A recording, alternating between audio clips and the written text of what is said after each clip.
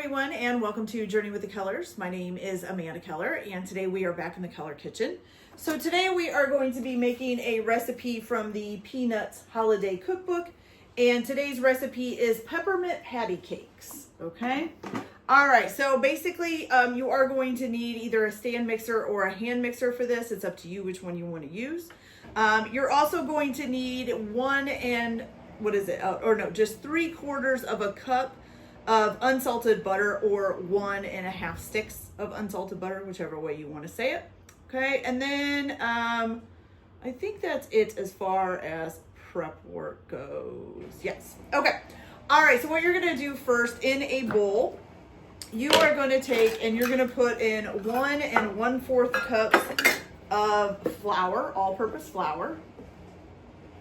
Let me get this over here. You are going to want to keep your flour handy because you are going to need it later on for like flouring a surface and things like that. Okay. All right. So let's set that over here. Then you're also going to need 3/4 of a cup of sugar. Wow. And I'm dropping stuff. There we go. Okay, so 3/4 of a cup of sugar. There we go. And then you're also going to need, some cocoa powder. So you're supposed to use unsweetened Dutch processed cocoa powder, and you need 3/4 of a cup of that. Hopefully I have 3/4 of a cup in here. Should.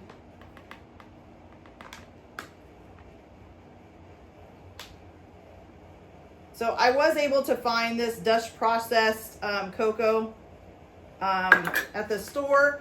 I don't know if it would really make a big deal if you use just regular cocoa, because that cocoa is more expensive than regular cocoa. Oh, now I got chocolate all over my hands.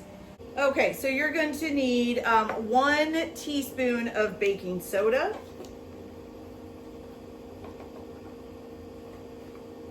Okay. And then 1/4 of a teaspoon of baking powder.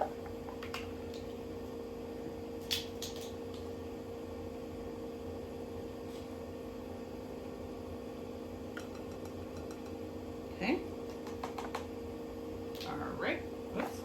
Those 2 in there.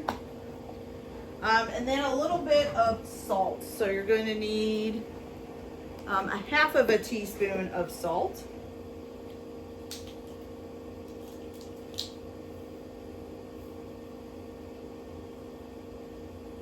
There we go. Okay, so once you've got all that in there, you're just going to go ahead and mix it all up together.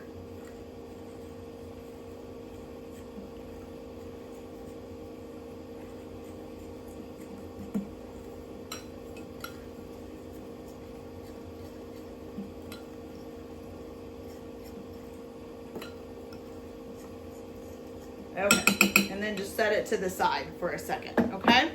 Now, what you're going to do is either in a stand mixer or with a hand mixer, whichever way you want to do it. I'm going to spin this a little bit so I can get to it better. All right, so what you're going to do is you are going to take and put in, you're going to put your 3/4 of a cup of butter, unsalted butter that should be at room temperature. If you are like me and forget to pull it out, which I do a lot, you can also just microwave it for a few seconds, like 10 or 15 seconds in the microwave to get it softened up. So you're going to go ahead and put that in there. Make sure this is locked into place. And you are going to beat this on a medium speed until it's light and fluffy. It should take about 3 minutes, okay? So I'm going to go ahead and get that done, and I'll be right back to show you guys what we're doing next. Okay, you guys, so once you've gotten your butter all nice and fluffy, so it's kind of nice and fluffy there. What you're going to do now is you are going to go ahead and add in 1 egg to this, and you're going to beat this on a low speed. I can get it out of the shell here without getting shell in there. Oh my goodness. Did not want to open. There we go. Okay, so you're going to beat that on a low speed until it's all nice and mixed up. Okay. My towel here. There it is.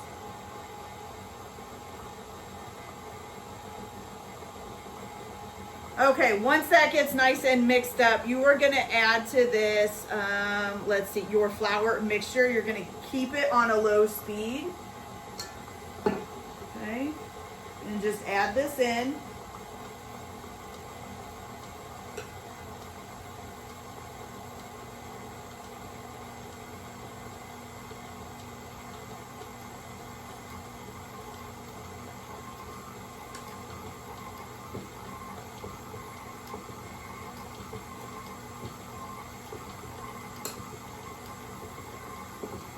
Okay. And then you're gonna let that kind of get all nice and combined up. It says you should let it just kind of stay on a low speed until it's nice and combined, which will probably take about 2 minutes, okay? And it's kind of foggy in here. So I'm gonna go ahead and let this keep going, and I'll be back as soon as it's done to show you what we do next. So I'll be right back. Okay, you guys, so once that's looking pretty good and mixed up, and it kind of is like a chunky kind of looking dough, you're gonna go ahead and add in 1 teaspoon of vanilla extract or pure vanilla extract. Okay, so 1 teaspoon of that. You're also gonna add in 1/2 of a teaspoon of peppermint extract.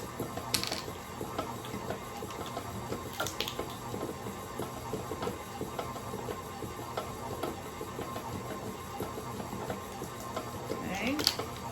And then 1 tablespoon of heavy cream.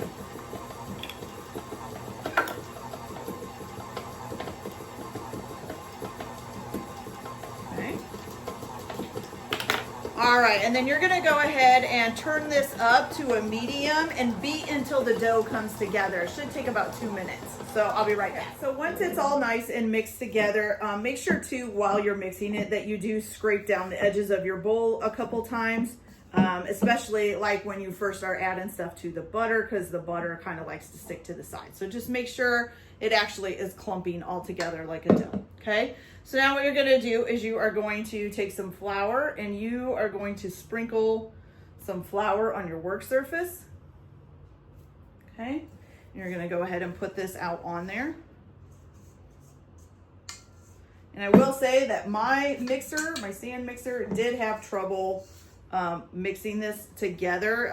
The bowl actually started coming detached from the machine. So I'm gonna probably have to do a little bit of extra work, just a little bit, to get it together. Okay.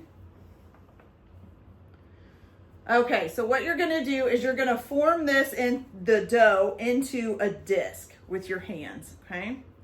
I'm just trying to get some of the extra pieces that didn't quite get in there mixed in, okay? Make sure it's nice and mixed up good. It is a kind of a hard dough.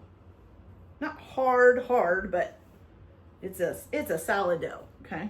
Very pepperminty, I can smell it. Okay, so let's get this all in there. I'm gonna give it a few more mix-ups by hand here. And then I'll form it into a disc. There we go, that's better. Okay, so now you're just gonna form it into a disc, like it says.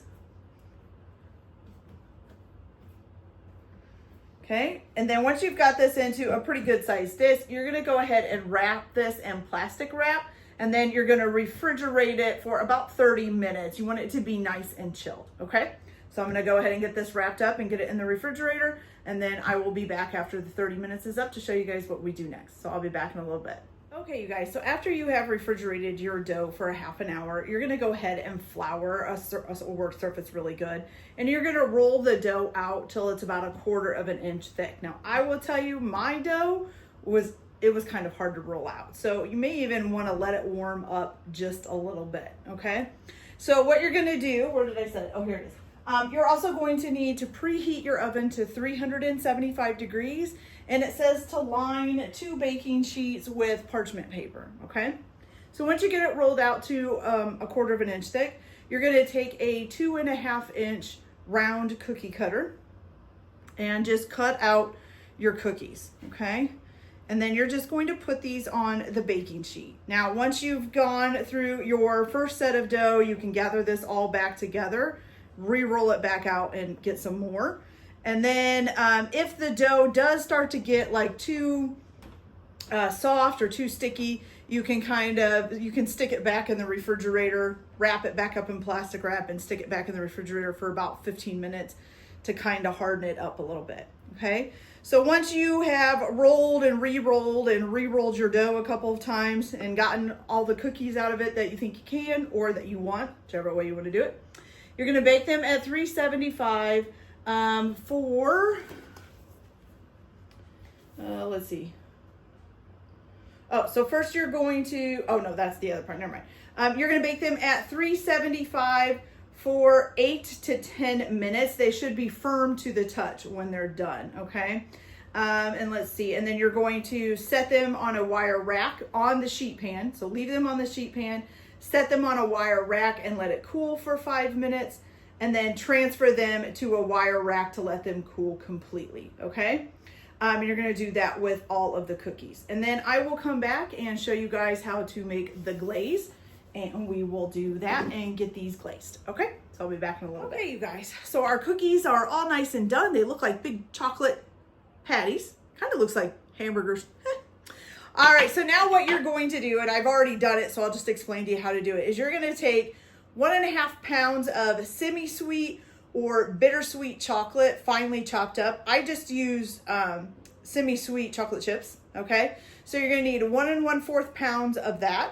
Then you're gonna put a 1/2 teaspoon of canola oil and a 1/2 teaspoon of peppermint extract in here. You're just gonna pop this in the microwave for 30 seconds, stir it up, and then after that, you're going to do it every 15 seconds until you get a nice smooth melted consistency like that, okay? All right, so now what you're gonna do is you are going to take the cookie and you're going to dip it in the glaze, okay? One side, doesn't matter which one or the other. Then you're gonna take your forks, you're gonna take 2 forks, and you're gonna lift it out of there and flip it over and do the other side, okay? Now the bad thing is about this is mine is thick. So my stuff, I think I need a little bit more canola oil or something in it to make it not so thick. But so you're gonna pull it out after you've dipped that side. You're gonna kind of let the excess drip back into the bowl. And then you're gonna set it back on your parchment covered baking sheets, okay? And if your chocolate starts to get kind of hardened up, after a while of dipping these, then you can go ahead and put it back in the microwave and soften it back up for a little bit, okay? Once you get these all done, you're gonna go ahead and refrigerate them until the glaze is set, which will probably take about 20 minutes. And then you can serve the cookies chilled or at room temperature. And then if you want to store them, you're basically going to store them in an airtight container with a layer of parchment paper between each layer. And then they can be kept in the refrigerator for up to 3 days. So I'm going to go ahead and finish glazing these and then get them in the refrigerator for about 20 minutes. And then I'll come back and show you guys how they turned out, and we'll try them and see how they taste. So I'll be back in a little bit. Okay, you guys, so here they are, all nice and done. They look really good, actually. They kind of do look like York peppermint patties, just maybe a little bit bigger and a little bit thicker, but yeah. So let's give these a try and see how they taste. The chocolate's still a little bit sticky.